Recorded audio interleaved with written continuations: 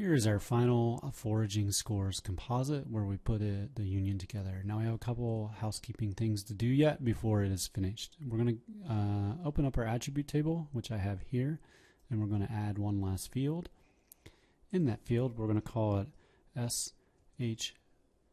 SHFC score. So what this stands for is it's the suitability habitat foraging composite score. So that's the two that we're going to put together. Short integer is still okay, and that's our final. Then we're going to right click on that field calculator. Yes, we're going to add it outside of a session, and we're going to add our two scores. So the water buffer score is the SHF score, and then we're going to add that, so plus, to our SHFLU score. So that's our water buffer plus our land use classification scores. Click OK. It's going to calculate all of that, and you can see here that they in fact did add up in the table. Now what we want to do is visualize this, and so I'm going to go up to the foraging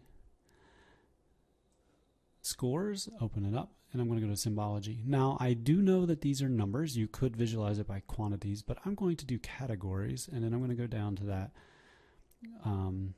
SHFC score, and then I'm going to add all values.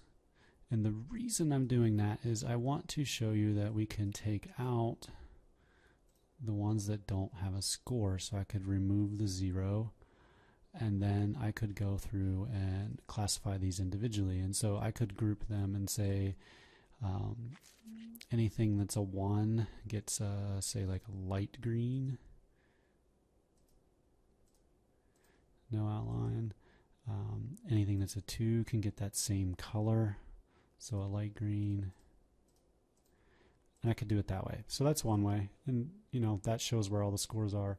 But like I said, you could also use quantities where you could go to values, and we're going to go to that final score. And here maybe I'll keep my 4 breaks, so that way 0 and 1 is in one category, 2 and 3, 4 and 5, and 6 and 8. It looks something like that. And if you turn off your boundaries, it'd look a little smoother. You could also go in and remove the zeros too if you'd like. But that gives us our foraging suitability score for Dane County. So that concludes our foraging portion.